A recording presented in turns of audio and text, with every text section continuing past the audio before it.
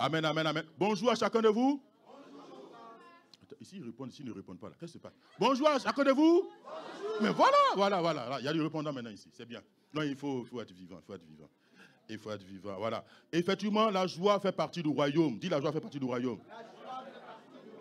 Oui, parce que la Bible dit que ce n'est pas le manger, le boire, mais c'est la justice, c'est la joie et la paix par le Saint-Esprit.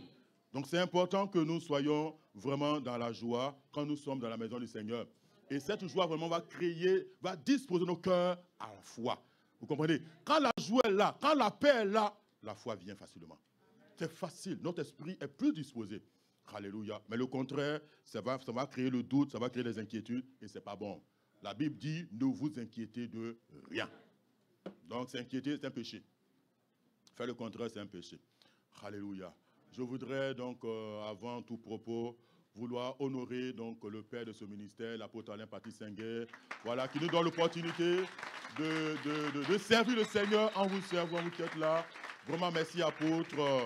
Voilà, homme de distinction, homme de foi, que Dieu a suscité dans la francophonie, afin que la voix de l'évangile puisse sonner ici en France et dans le monde. Donc là, il est du côté de ACE Nantes. Voilà, il a commencé un séminaire. Hier, nous y étions et c'était vraiment powerful, c'était fire. C'était fire, c'était fire. Pour ceux qui étaient là, c'était puissant. Dis, c'était puissant.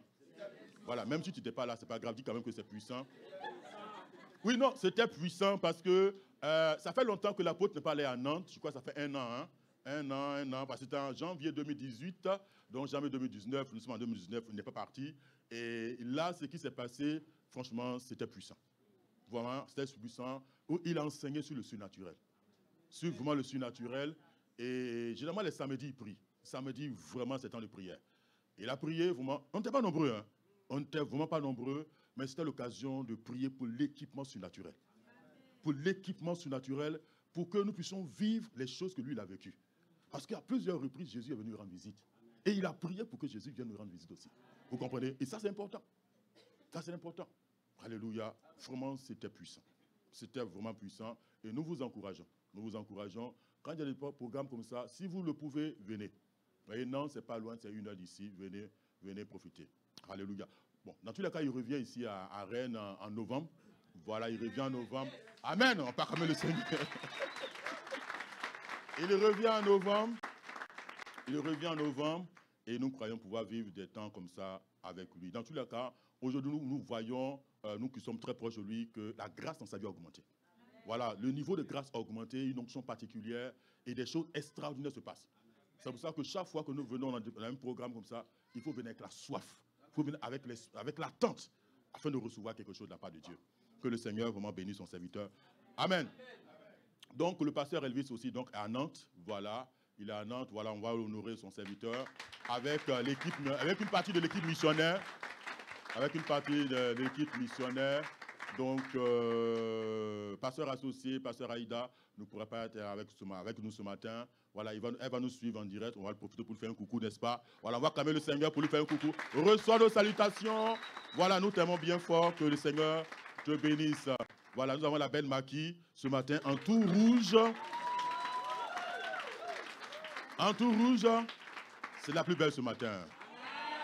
C'est la plus belle ce matin. C'est pas de ma faute, hein. Non, pas de ma faute. Bon. Ouais. Christopher, on fait comment? On fait comment? Ah, ouais. Bon, chacun dit pour lui, hein. Toi aussi, tu dis pour toi. Hein. Il n'y a pas de souci. Il n'y a pas de souci. Pasteur Marlène, voilà.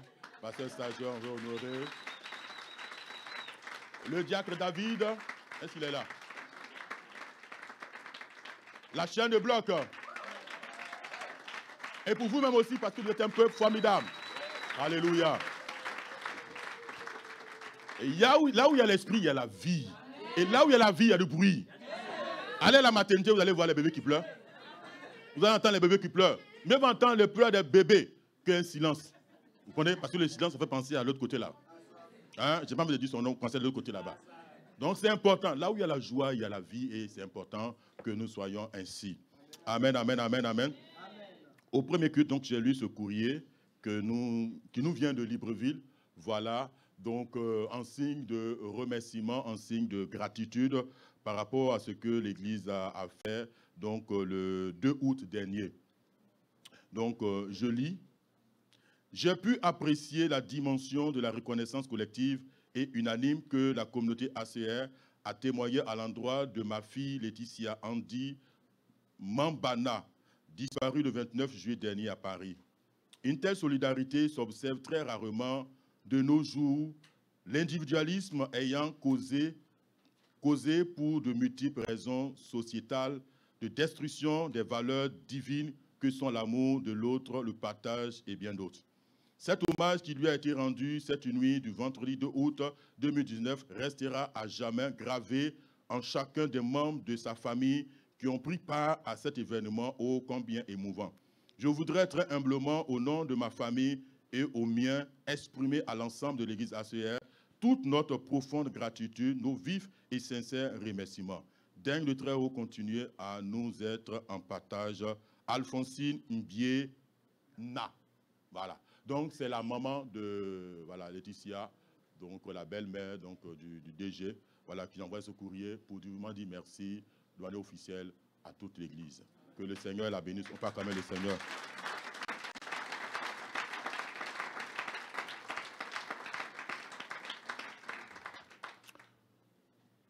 Nous sommes dans le mois de grands exploits dans la compréhension des ennemis de l'excellence. Est-ce qu'on peut dire ensemble, mois de grands exploits dans la compréhension des ennemis de l'excellence. Et nous avons commencé ce matin à parler du thème « Dieu veut que tu marches ou tu vives dans l'excellence ».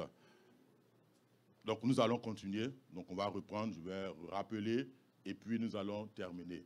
C'est vrai que le temps est un peu avancé, mais c'est important. Amen. Avant d'entrer dans le vif de mon sujet, je voudrais profiter pour parler de... Tout à l'heure, nous avons prié pour l'histoire de la salle. Alléluia, l'histoire de la salle. Et aujourd'hui, tout le ministère est organisé de la façon suivante. Nous avons décidé de nous mettre ensemble, quand je dis nous, c'est tout le ministère, de nous mettre ensemble pour acheter. Et c'est celui du mois, c'est celui de ACR Brest. Ils sont déjà dans la salle qui leur appartient. Alléluia. Ils l'ont acheté, mais ils ne l'ont pas encore payé.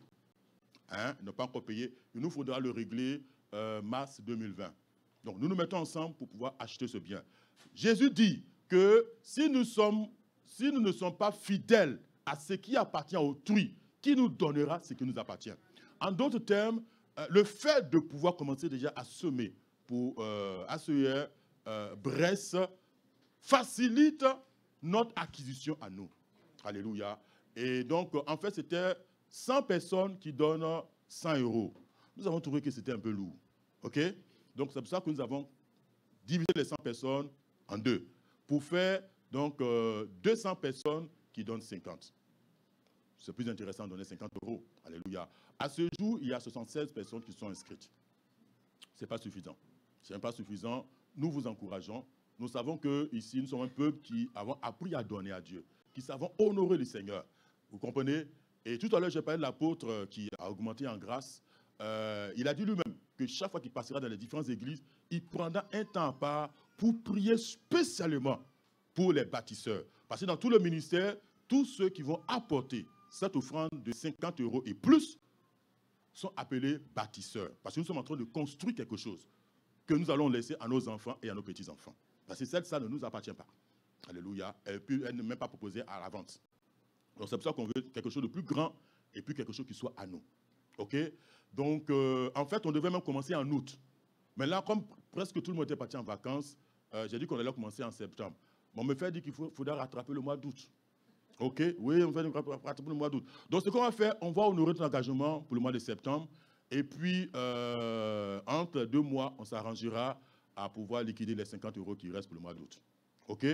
Voilà. Donc, tout à l'heure, nous allons passer le panier. Le panier sera là. Il y aura un 3e panier. Il ne faut pas dire que je suis étudiant, que je n'ai pas... Vous savez, chaque fois qu'on on dépose le panier ou on sollicite l'Église, c'est pour toi l'opportunité de challenger Dieu. De challenger Dieu. Il y a peut-être une situation dans ta vie pour laquelle tu as besoin de challenger Dieu en mettant ta foi en action. En mettant ta foi en action. En mettant ta foi en action. Seigneur, je m'engage à hauteur de 50 €. pendant toute la durée de l'achat de ce bien. En retour, voici ce que j'attends aussi, Seigneur. C'est un travail que tu attends de la part de Dieu. C'est le mariage que tu attends de la part de Dieu. C'est une maison que tu vas acheter. Parce que justement, quand l'apôtre va prier, parce que pour lui, comme ils sont en train d'acheter la maison pour Jésus, sa prière, c'est que chacun de nous, nous devenons propriétaires. On passe de l'état de loueur à propriétaire. Parce que lui-même, il est déjà propriétaire. Hein. Disons qu'il a déjà près de 5 appartements. Oui, 5 appartements. Donc, il y a une grâce qui est là. Et il voudra qu'on soit propriétaire aussi, comme ça, des biens. Vous comprenez? Donc, vraiment, nous vous encourageons. Tout à l'heure, on va y revenir. Mais je voulais prendre le temps de manière apaisée pour vous en parler. C'est très souvent, quand tu es dans le message comme ça, après, tu oublies un peu les douaniers là. Quand tu arrives, on est passé à côté. OK, donc nous revenons donc à notre thème. Le mois de grands espoirs dans la compréhension des ennemis de l'excellence. Nous avons défini l'excellence comme la qualité la plus élevée d'une chose, ou voilà, d'une chose, ou d'une action aussi. Alléluia. Et nous avons dit que Dieu est excellent. Dis Dieu est excellent. Et tout ce qu'il fait est excellent. Vous comprenez? L'excellence est attachée à sa nature. L'excellence est attachée à la nature de Dieu. L'excellence fait partie du caractère de Dieu. Vous savez que Dieu n'a pas l'amour, mais Dieu est amour. Vous comprenez? Donc, ça fait partie de son caractère et de sa nature. Donc, de même aussi, l'excellence fait partie de sa nature, de son caractère. Vous comprenez? De sorte qu'on dira que Dieu aime excellemment, parfaitement. Dieu est bon de manière excellente. Vous comprenez? Il est puissant de manière excellente. Vous comprenez? C'est-à-dire que dans tous les domaines, c'est l'excellence. C'est l'excellence. Vous comprenez? C'est l'excellence. Et c'est ce Dieu-là que nous servons. Et c'est ce Dieu qui a décidé de, ce Dieu-là qui a décidé de venir loger, de venir habiter en nous. De sorte que, puisque l'homme a été fait à l'image de Dieu, l'excellence est innée et attachée à la nature de l'homme. Qu'elle soit croyante ou pas.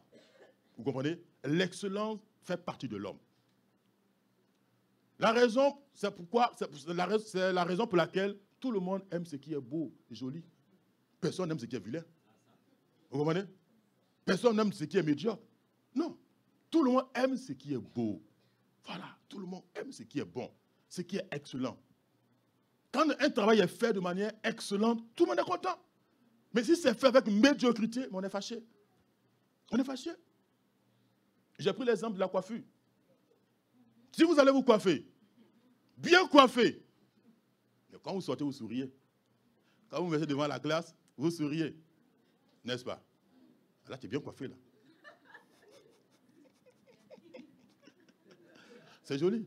Mais admettons que la coiffeuse ou le coiffeur a raté. Il a raté. Non, regardez vous-même votre visage. Comment sera votre visage vis-à-vis du coiffeur? Non, regardez, imaginez votre visage. Non, imaginez votre visage. Il dit, frère, qu'est-ce que je t'ai fait puis tu m'as raté comme ça? Non, je t'ai fait quoi? Tu m'as raté là. Je ne peux pas sortir dans la rue avec ça. La tête ne sera pas jolie.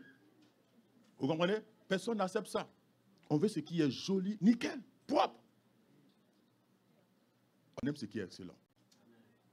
Vous comprenez? On ne fait pas d'effort. C'est dans la nature de l'homme. Vous comprenez? C'est comme ça que Dieu nous a fait. Et aujourd'hui, nous sommes nés de nouveau. L'esprit qui en nous est un esprit excellent. C'est l'esprit d'excellence. Dis l'esprit d'excellence est en moi. Et parce que l'esprit d'excellence en moi, alors ma vie doit rayonner, ma vie doit manifester l'excellence à tous égards. C'est-à-dire dans tous les domaines, je dois être excellent. Vous comprenez? Je dois être excellent.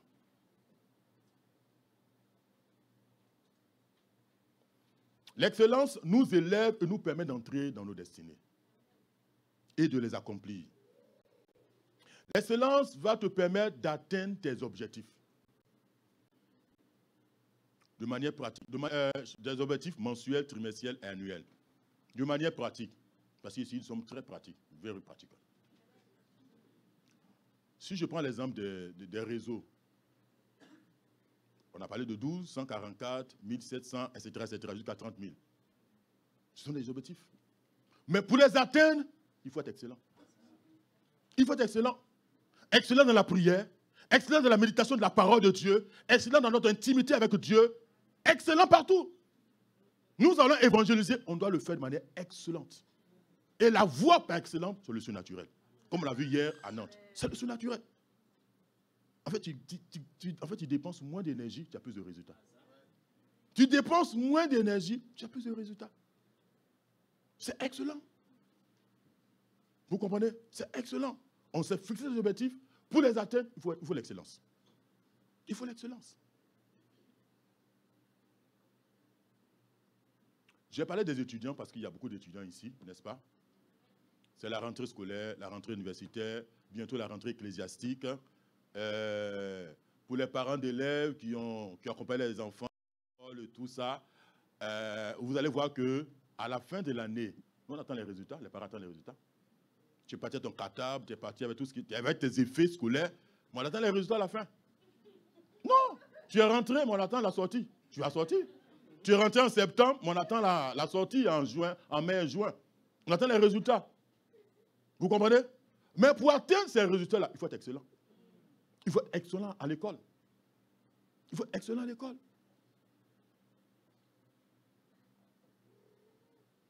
J'ai parlé de projet de mariage.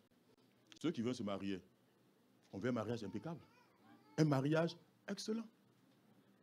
C'est-à-dire que dans l'organisation, il faut une organisation impeccable. Excellente. En passant par la cuisine. Parce que parfois, c'est là que... Non, vous savez, si la cuisine est ratée, on dirait que ton mariage n'a pas réussi. Hein. C'est ça le baromètre. Hein. Non, son mariage n'a pas réussi. Non, le mariage n'a pas réussi. Le riz n'était pas cuit, la sauce n'était pas bien faite, non. Je vous assure, hein, où les gens, ils n'ont pas mangé à leur faim. Vous comprenez? Les gens vont manger à leur faim. C'est-à-dire qu'ils ont mangé, mais mangé un peu seulement. On veut bien manger, on n'a pas bu. Non, le mariage n'a pas réussi. Non, ce n'est pas un bon mariage. Vous comprenez? Ça, je le dis en référence en Côte d'Ivoire, où nous étions en pleine dans l'organisation des choses. Les choses comme ça nous sont revenus parce que les gens n'ont pas bien mangé, ils ont plein. Et non, le mariage n'a pas réussi, ce n'est pas un bon mariage. Ou bien les païens qui viennent, ils ont pensé qu'on allait boire la bière, on allait boire l'alcool. Mais ils nous donnent du bissap là, avec des jus de choses. On leur a répondu que c'est un mariage chrétien. Si vous voulez boire vos bières, allez boire ailleurs. Non, en tout cas, Abidjan, c'est comme ça.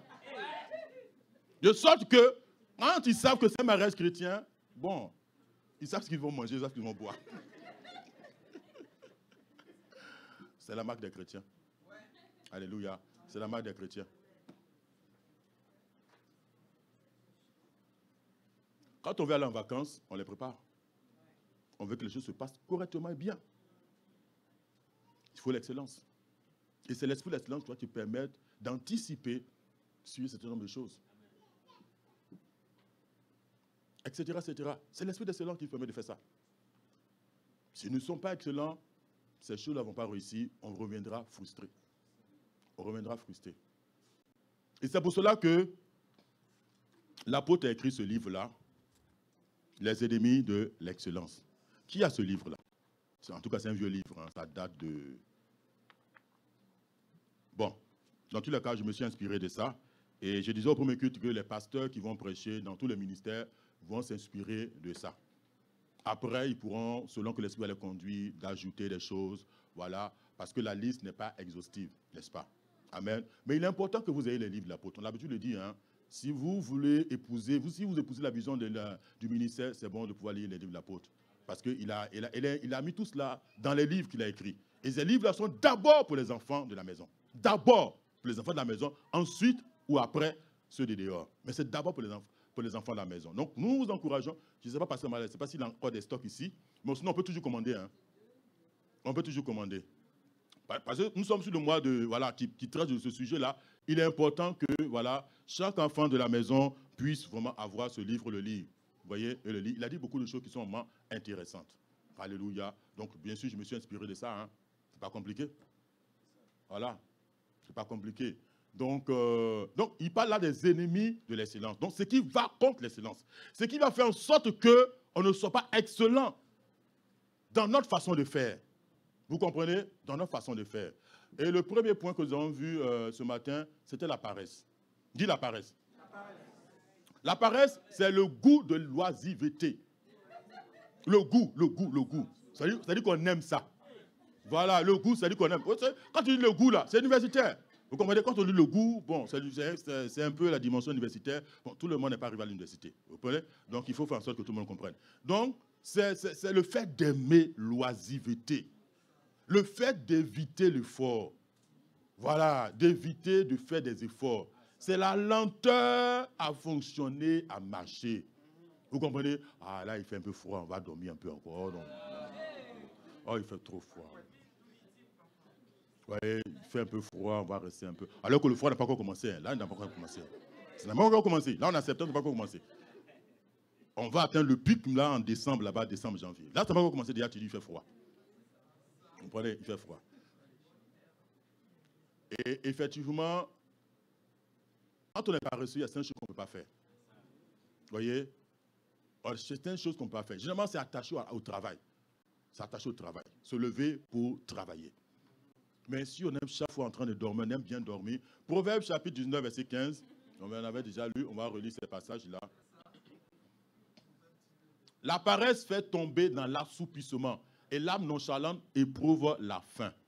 Vous comprenez? La paresse fait tomber l'assoupissement. Assoupissement, c'est assoupir. Vous comprenez? C'est ça l'assoupissement. Et quand il fait froid comme ça, plus facilement on aime bien dormir. Oh là là. Je n'ai pas envie d'aller travailler. Non, le patron, là, il m'énerve. Non. Et puis on dort. Vous comprenez? Non. On ne peut pas atteindre l'excellence si, effectivement, on aime la paresse. Vous comprenez? Si on est paresseux. Proverbe 31, 27, ça c'est l'histoire de la femme vertueuse. Proverbe, elle veille sur tout ce qui se passe dans sa maison. Elle ne mange pas le pain de paresse. Elle ne mange pas le pain de paresse. Et Paul dira que celui qui n'aime pas travailler ne mange pas. Donc toi, non seulement tu ne travailles pas, tu ne veux pas travailler, mais tu manges quand même. Donc tu pêches 2 fois. Mais il pêche 2 fois. Oui, la Bible dit que celui qui ne veut pas travailler ne mange pas. Mais non seulement il ne travaille pas, mais il mange. Donc il pêche 2 fois. Vous comprenez? Donc il ne faut pas être paresseux. Il ne faudrait pas quand on dit ne prends pas de paresseux, on regarde l'église, quoi. Vous comprenez? Non, les chrétiens ne doivent pas être paresseux. Parce que notre Dieu n'est pas paresseux. La Bible dit qu'il a travaillé pendant 6 jours. 7e jour, il s'est reposé. Donc il y a un temps pour travailler, il y a un temps pour se reposer. Vous comprenez? Il y a un temps pour dormir, il y a un temps pour se lever, etc. Romains chapitre 12, verset 11. Romains chapitre 12, verset 11. Ayez du zèle et non de la paresse. Soyez fervents d'esprit, servez le Seigneur. Il y a un autre passage qui parle de ceux qui président. Que celui qui préside le fasse avec zèle.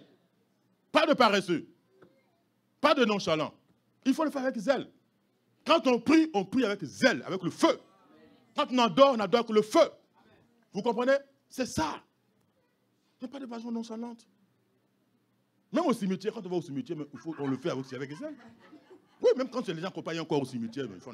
Oui, même quand tu chantes, mais chante quand même avec beaucoup de choses. Vous comprenez? Oui, non, ne soyons pas paresseux. Ne soyons pas paresseux. En fait, la paresse est un péché. C'est un péché.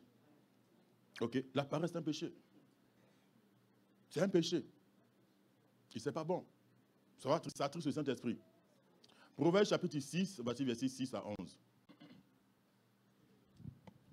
Va vers la fourmi, paresseux. C'est la Bible qui le dit, hein, ce n'est pas moi. Hein. J'espère qu'on lit la même chose. Hein. Va vers la fourmi, paresseux. Considère ses voies et deviens sage. Elle n'a ni chef, ni inspecteur, ni maître. C'est-à-dire qu'elle n'attend pas d'ordre de quelqu'un. Je dis, lève-toi, assieds-toi, va ici, fais ça. Non, elle n'a pas ça. Vous comprenez? Elle prépare en été sa nourriture. Donc, elle va planifier. Ça, c'est la planification. Quand l'été arrive, elle sait qu'elle doit amasser. Parce qu'il y a un temps où elle ne pourra pas le faire. Quand l'hiver va arriver, elle ne pourra pas. Donc, pendant qu'il fait beau, il faut profiter pour travailler au maximum. Elle amasse pendant la moisson de quoi manger. Paresseux, jusqu'à quand seras-tu couché? Jusqu'à quand seras-tu couché? Quand te lèveras-tu de ton sommeil? Un peu de sommeil, un peu d'assouplissement, un peu croiser les mains pour dormir. Et la pauvreté te surprendra comme un rôdeur. Et la disette comme un homme en armes. Vous comprenez? La parole de Dieu nous avertit. C'est vrai que nous disons qu'ici, la parole de Dieu a tout ce qu'il faut pour la vie d'un homme. Pour la vie d'une personne. Elle parle de tous les sujets. Tu ne peux pas réussir tes projets si tu es paresseux. Donc la paresse est un péché. Dis la paresse est un péché. La paresse est un péché. Et le Seigneur ne voudrait pas qu'on soit paresseux. On soit paresseux. Tout ce que nous faisons, nous devons le faire avec zèle. Vous comprenez? Parce que c'est attaché au travail. Même si je viens ici pour présider, je le fais avec zèle. Je prie, je le fais avec zèle. Alléluia. C'est vrai qu'il y a des prières silencieuses, mais il y a les prières où on envoie le feu. Et quand tu envoies le feu, je ne peux pas dire que non, ça va être une prière silencieuse. Non, quand tu es fâché que tu insultes quelqu'un, est-ce que tu fais doucement? Hein? Non! Non, mais quand quelqu'un t'est énervé, que tu viens en finir avec elle, mais tu vas doucement.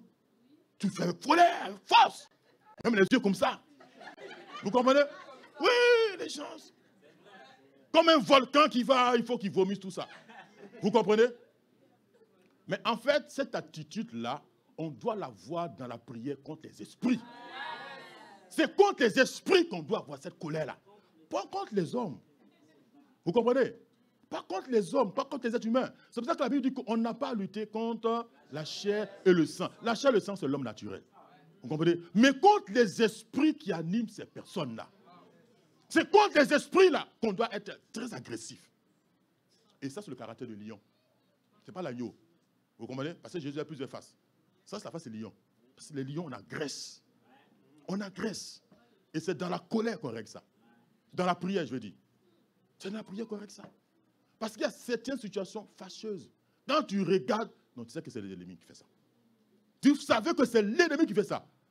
Mais il faut te fâcher. Non, fâche-toi. Et agresse. Fâche-toi et attaque. Vous comprenez? Il n'a pas nous a donné toutes les armes. Les armes offensives et les armes défensives. Mais là, c'est une arme offensive. Là, c'est toi qui offenses. Tu es toi qui attaques. Le nom de Jésus. The name of Jesus. The name of Jesus. Ensuite, the blood of Jesus. Le sang de Jésus. Le sang de Jésus. Le sang, non pas le sanguin. Pas le sanguin. Non, non, je ne viens pas de l'autre côté là-bas. Là. Je ne vais pas là-bas. Le sang, non, je ne suis pas là-bas. Je ne parle pas comme ça. Le sang de Jésus. The blood of Jesus. Et puis, the fire. Fire. Ah. C'est l'âme préférée de l'apôtre. Le fire. Et depuis qu'effectivement, il nous a fait découvrir ça, bon, on envoie le feu partout. Hein. Là, on envoie le feu. On envoie le feu partout. On envoie le feu partout. Mais effectivement, ils reçoivent ça. Hein. Dans le monde invisible, ils reçoivent le feu. Quand on envoie le feu, ils reçoivent le feu. Vous comprenez? Ils reçoivent le feu. Pour ceux qui étaient là, c'est pas quel message j'avais fait. Je pense que c'était le dernier message que j'avais fait sur le combat spirituel. Où on avait prié ici, on avait proclamé des choses. Mais effectivement, après, ils sont venus en contre-attaque. En contre-attaque. Non, il y a toujours une riposte. Non, c'est pour dire que ça a bien passé. C'est que le message a bien passé le côté là-bas. Ça veut dire qu'on a bien bombardé le camp là-bas. Vous comprenez? Donc, voilà, quand c'est comme ça, on cherche la tête, quoi. Hein, c'est toi qui envoies. Mais c'est bon signe. C'est bon signe. Mais si tu ne te déranges pas, pose-toi des questions. Est-ce que le feu est bien parti? Est-ce que le feu est bien parti? Alléluia. Mais c'est une arme. Mais on ne peut pas être paresseux dans ça. Parce que nous sommes en guerre. Nous sommes en guerre. On peut être paresseux. Vous avez vu quelqu'un qui est paresseux qu'on envoie en guerre? Non. Quelqu'un qui est paresseux, on ne peut pas l'envoyer en guerre. Mais c'est pour on va aller le sacrifier. C'est-à-dire qu'on va le sacrifier pour les autres. Non, on ne peut pas envoyer quelqu'un qui est paresseux à la guerre. Il va faire quoi? On ne peut pas. C'est pas possible. Alléluia. Ensuite, nous allons parler de la procrastination. Dis la procrastination. La procrastination. Bon, ça semble être un mot, un gros mot, un mot universitaire. Bon, je dis que tout le monde n'est pas forcément allé à l'université. Donc, il faut rendre la chose plus simple. Alléluia. En fait, c'est la tendance à remettre à demain. Plus clair, plus simple. tu dois faire quelque chose aujourd'hui, tu dis non, ah, demain je vais faire ça. Non, laisse ça, demain on va faire ça. Non, demain on va faire ça. Ça, c'est le paresseux qui parle comme ça. Hein. Vous voyez, c'est encore attaché à la paresse. Ah, non, là, je suis fatigué. Bon, on va voir ça demain. On va voir ça demain. Vous comprenez? On va voir ça demain. Et j'expliquais que, en fait, aujourd'hui, ce n'est pas hier. Aujourd'hui, ce n'est pas demain. Aujourd'hui, c'est aujourd'hui. Today is today. Do you know? Today is today. Today is today. Praise the Lord.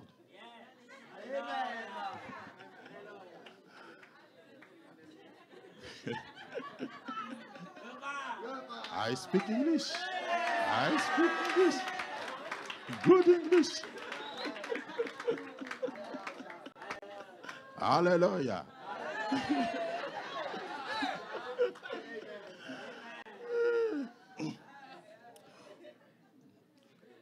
Pour l'histoire, je ne sais pas, je crois que c'est en 2012.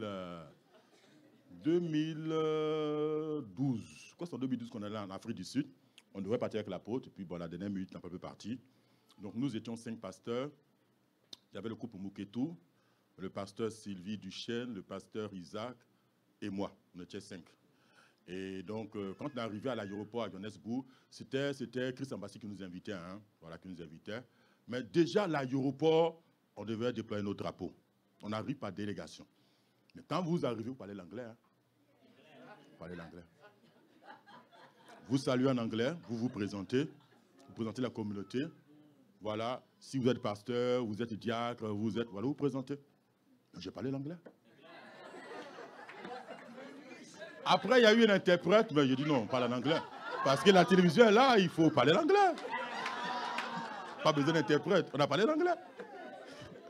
Alléluia. C'est pas compliqué, c'est pas difficile.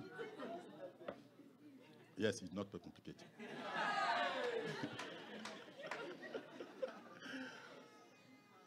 Donc, c'est important de ne pas remettre à demain. Donc, je dis aujourd'hui, c'est aujourd'hui. En fait, chaque jour transporte une grâce particulière. Dis grâce particulière. C'est pour cela que dans le pain quotidien, quand je parle du pain quotidien, c'est la grâce qui est attachée à ce jour-là. Donc, Dieu a prévu pour ce jour une grâce particulière pour toi. Donc, pour tout ce que tu as fait dans cette journée-là, il y a une grâce qui doit accompagner ça. À cause de la parole, tu dis non, demain on va faire ça. Or, demain, c'est une autre grâce. Ce n'est pas la même. Vous comprenez? Demain, c'est un autre jour, mais qui transporte une autre grâce autre que celle d'hier. C'est pour ça qu'aujourd'hui, ce n'est pas hier. Parce que ce n'est pas la même grâce. Donc, de sorte qu'aujourd'hui, il y a quelque chose d'autre qui est prévu pour, mais qui n'a rien à voir avec ce qui devait se faire hier. Sauf que toi, tu as ajourné. Donc, tu as reporté. Donc, de sorte que tu es parti en report. Parce que la grâce d'aujourd'hui, ce n'est pas la grâce d'hier. Est-ce que vous comprenez? La grâce d'aujourd'hui, ce n'est pas la grâce d'hier.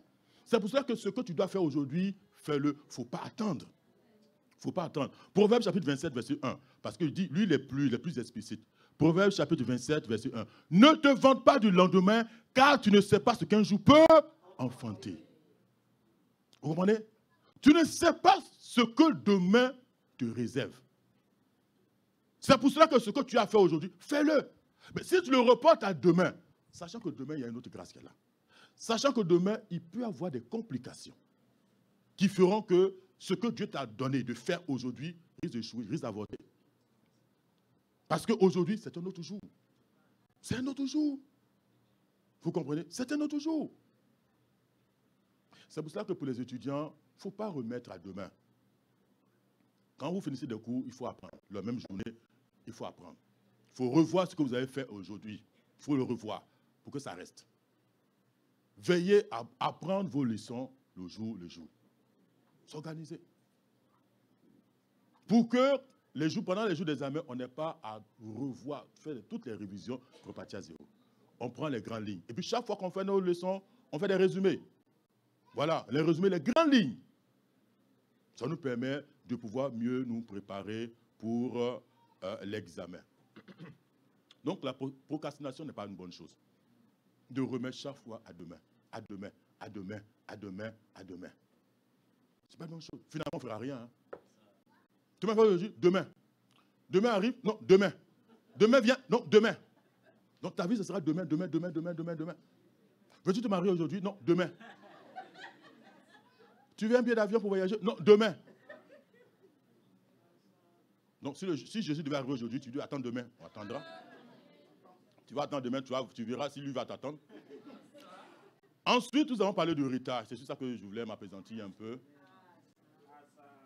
Le retard. C'est le fait d'arriver après le moment fixé. C'est le fait d'agir trop tard. Et j'ai dit que plusieurs causes peuvent expliquer donc ce retard-là. La mauvaise planification. Mauvaise planification. On n'a pas bien planifié. Mauvaise planification. Événement imprévu. Et dans l'événement imprévu, j'ai pris l'exemple par exemple, des embouteillages. Tu sais que oui, de ton lieu, de ta maison au travail, généralement tu mets 15 minutes. Pas de souci. Sauf que tu n'as pas su qu'il y a eu un accident sur la route. Donc ça crée de l'embouteillage. Ça va créer un embouteillage. Que va-t-il se passer? Tu risques de connaître le retard. Tu risques de connaître le retard. Et c'est sur ce point aussi que j'ai profité pour parler le culte matinal, pour ne pas parler de la prière matinale, le culte matinal. Vous comprenez? Le matin, c'est la porte d'entrée dans le jour. Vous comprenez? C'est par le matin qu'on entre dans la journée. OK? Mais si ce matin-là, cette porte-là, on ne la prépare pas avec celui qui est au commencement de toutes choses. La Bible dit qu'au commencement, Dieu. Donc tout commence par Dieu, tout finit par Dieu. En fait, lui, le Seigneur, il est déjà rentré dans ce jour, il connaît tout ce qui se passe dans cette journée-là. C'est pour ça que par rapport à cette journée, il nous prépare une grâce particulière. Mais sauf qu'on n'a pas le temps pour lui. On dit qu'on est trop busy. Seigneur, on est trop busy. Donc excuse-moi, je n'ai pas le temps. Je n'ai pas le temps. Alors qu'il nous aime tellement qu'il aimerait avoir un temps de communion et d'intimité avec nous. Mais nous lui disons par notre attitude que nous n'avons pas le temps pour lui. Vous comprenez? De sorte que, parce que dans la prière, le Seigneur peut permettre d'anticiper même sur cet embouteillage-là. Vous comprenez? Cet embouteillage-là. Le Seigneur sait qu'il y a un embouteillage qui arrive et qui risque de causer du tort. Si tu allais à un rendez-vous, peu importe un rendez-vous médical, rendez-vous, je ne sais pas quoi, vous comprenez? Le Seigneur c'est ça. Mais parce que tu auras pris le temps avec lui. Je disais que le Seigneur peut faire comme un GPS. Vous savez, le GPS, quand sur le chemin, il y a un obstacle, ou bien la voiture arrive dans une rue qui n'est pas reconnue, qu'est-ce qu'il fait? Il recalcule. Il recalcule l'itinéraire. Donc, si effectivement il y a un embouteillage, le Saint-Esprit va recalculer votre itinéraire. En d'autres termes, il est capable de créer aussi du retard chez la personne qui devait vous recevoir. Parce que moi, ça m'est déjà arrivé. Ça m'est déjà arrivé. Seulement, la condition, c'est d'avoir la bonne attitude. OK? Bon, on est tombé dans un embouteillage. Tu as fait quoi? On ne s'énerve pas. Non, on ne s'énerve pas. Parce que tu vas t'énerver, ça ne va rien changer. Mais tu t'énerves contre qui? Alors, contre celui qui a causé l'accident, mais tu perds ton temps. Tu perds ton temps. Ça ne changera pas la situation. Au contraire, tu risques de passer à côté. Vous voyez? Et j'ai l'habitude de dire que le fait de garder le calme, parce que c'est dans le calme que se trouve notre force. Dans le calme. Le Saint-Esprit te dira exactement ce qu'il faut faire. S'il faut appeler pour dire que voilà la situation qui est là, ou de rester simplement calme. Et c'est la preuve que tu es rempli du Saint-Esprit. C'est la preuve qu'on est. Moi-même qui prêche, j'ai eu aussi l'occasion de mettre en pratique. J'ai arrivé dans l'embouteillage, j'ai dit Seigneur merci parce que bon, on attend. C'est tout. On ne peut rien faire. Il ne faut pas chercher à être plus rapide parce que toi, tu risques de créer un accident aussi. Donc tu restes calme. Et le Seigneur fait le reste. Le Seigneur fait le reste. Vous comprenez? Le Seigneur fait le reste. Matthieu chapitre 25, verset 1 à 13, et on va terminer avec ça. Matthieu chapitre 25, versets 1 à 13, pour parler de l'assoupissement.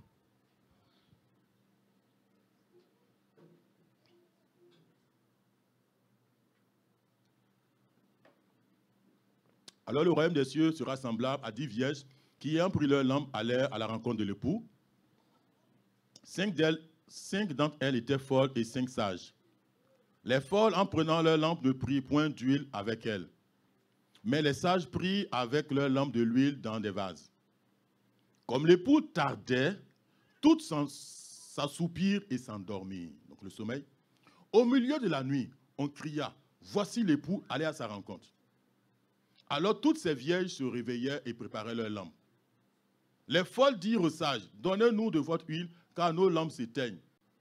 Les sages répondirent, non, il n'y en aurait pas assez pour nous et pour vous. Allez plutôt chez ceux qui en vendent et achetez-en pour vous. Pendant qu'elle allait en acheter, l'époux arriva.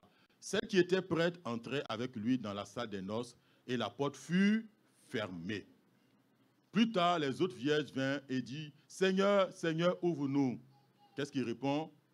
Mais il répondit, je vous le dis en vérité, je ne vous connais pas. Qui es-tu? Je ne te connais pas. Je ne te connais pas. Vous comprenez? L'assoupissement. En fait, dans ce passage, effectivement, je vais mettre l'accent sur le fait de s'assoupir. Vous voyez, d'être paresseux, d'être lente à faire les choses, et d'être lente même aussi à obéir au Seigneur. Vous savez, parfois, le Saint-Esprit nous donne des recommandations, des instructions, qui ne sont pas compliquées à faire, à pratiquer. Mais on ne les fait pas. On ne les fait pas. Et il te parle une fois, tu n'obéis pas. 2 fois, tu n'obéis pas. Un moment donné, tu ne parles plus. Tu ne parleras plus. Tu ne parleras plus.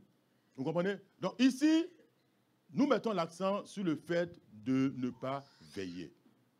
De ne pas veiller. Vous comprenez? Parce que leur lampe, il n'y avait pas assez d'huile. Or, l'huile, c'est le symbole de l'Esprit de Dieu. Vous comprenez? Que nous devons entretenir.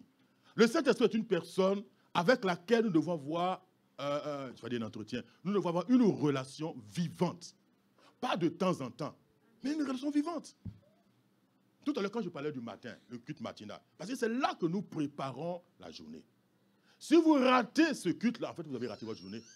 Vous allez voir que dans la journée, vous êtes très charnel. Vous comprenez? Là où il faut sourire, garder simplement le sourire, vous vous fâchez. Là où il ne faut pas s'énerver, vous vous emportez. Pour rien, vous vous emportez. Vous êtes charnel. Parce que vous n'avez pas le temps de prier. Vous n'avez pas le temps de faire le plein du carburant. Ce carburant, c'est le Saint-Esprit. Vous n'avez pas le temps de faire le plein. Comprenez? Là où il ne faut pas mentir, vous allez mentir.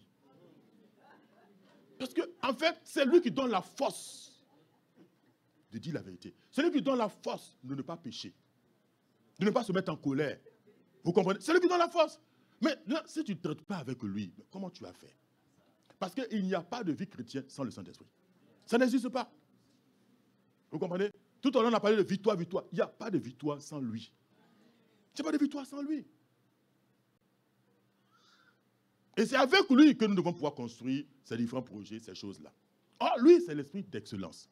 C'est l'esprit qui nous permettra de voir comment planifier les choses aussi. Comment faire les choses en leur temps.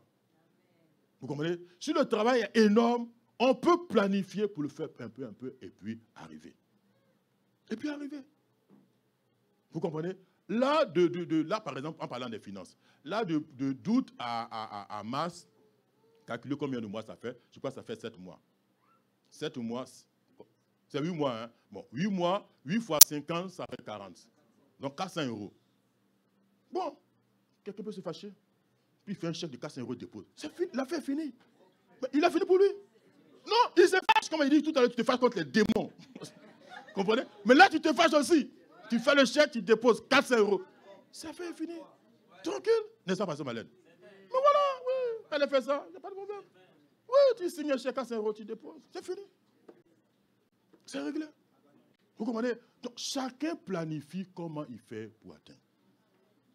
De sorte que, bon, en fait, ce qu'on a fait, c'est pour faciliter la tâche aux uns aux autres.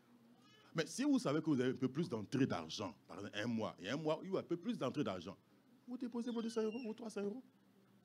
Voilà. Parce qu'en décembre, il y aura les temps de fêtes qui vont venir. Il ne faut pas dire que, ah, non, quand il y a les fêtes, là, etc. Tout le monde sait que le mois de décembre, c'est les fêtes. Ou là, tu ne sais pas ça. Non, il ne faut pas jouer à l'étonner. Tu n'as pas un an de même bébé pour dire que non, je ne sais pas. Vous comprenez? Tu le sais. Donc, comme il sait que le mois de décembre et janvier, c'est le mois de fête. Et puis même en janvier, mais il y a les soldes qui sont là aussi, les soldes d'hiver. Il faut, non, on est en France ici, bon, tu ne viens pas d'arriver pour dire que tu ne connais pas ces choses-là. Donc, tu les planifies à l'avance.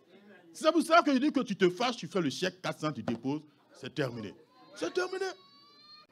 C'est une question de planification. C'est une question de foi. Vous voyez, d'objectif avec Dieu. Vous comprenez? Parce que ce que vous faites, c'est pour le Seigneur. Aucun de nous ne peut vous récompenser. Ni personne ne peut vous récompenser. C'est le Seigneur qui peut vous récompenser. Vous comprenez? Il peut vous récompenser. Donc quand on fait ça, après, on est plus tranquille. La vie est plus tranquille. Et pour tous les autres sujets, hein, vous avez un projet de voyage l'année prochaine, vous voulez aller en été, je ne sais pas dans quel pays, là, etc. C'est maintenant qu'on planifie. On le fait avec le Saint-Esprit. Planifiez toujours avec le Saint-Esprit. Vous le mettez à côté, vous allez comprendre votre leçon. Vous comprenez la leçon plus tard. Mettez l'Esprit de Dieu à côté, vous allez comprendre la leçon plus tard. Vous comprenez? Non, il ne faut pas composer, il faut composer avec lui. Pour tous les projets, pour vos études, il faut compter sur l'Esprit de Dieu. Pour apprendre vos leçons, il faut compter sur l'Esprit de Dieu. Il y en a, j'entends dire que non, l'anglais, c'est ma bête noire. Ou les mathématiques, c'est ma bête noire. Ça va devenir ta bête blanche. Ça, c'est les littéraires qui aiment dire des choses comme ça. Ceux qui ont fait les séries littéraires, là. Non, les séries scientifiques. C'est les séries scientifiques. C'est les littéraires, non, c'est les littéraires qui disent que les mathématiques c'est la bête noire, et les scientifiques qui disent que non, l'anglais, c'est la bête noire, ou c'est pas blanche ou rouge, je ne sais pas. Non. Vous comprenez? Parce que, comme disait le pasteur Elvis, si vous n'aimez pas la tête du professeur, vous n'avez jamais aimé la matière. Oui, mon ami, peu importe sa tête, peu importe sa coiffure, ce n'est pas votre problème. Vous êtes venu juste pour apprendre les leçons, avoir vos notes et avancer. C'est tout. Il est là juste pour l'année. Après, c'est terminé. C'est tout. C'est tout. Vous comprenez? C'est tout.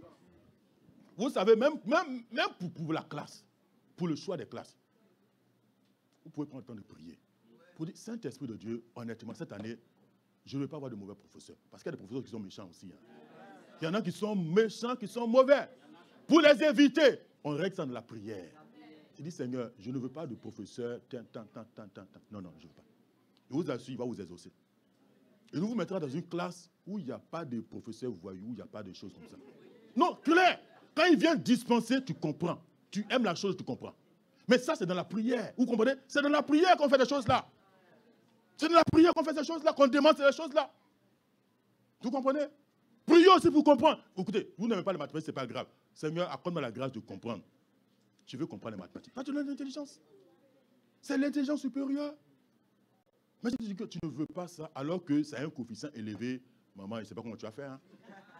Non, surtout l'anglais. Parce que l'anglais, c'est dans les deux. Que ce soit les scientifiques, que ce soit mais les littéraires, l'anglais est incontournable aujourd'hui. Parce que les meilleurs livres se trouvent en anglais. Frère, tu fais comment? Tu vas faire comment? Il faut apprendre. Il faut apprendre. Donc, à laisser ça soit des bêtes noires ou des bêtes rouges, il faut apprendre. Il faut apprendre. Il faut apprendre, ça va vous aider.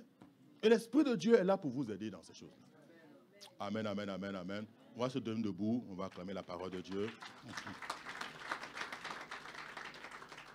Commence à prier, commence à élever la voix, commence à prier. Oui, laisse attendre. Commence à prier, n'attends pas ton voisin, commence à prier.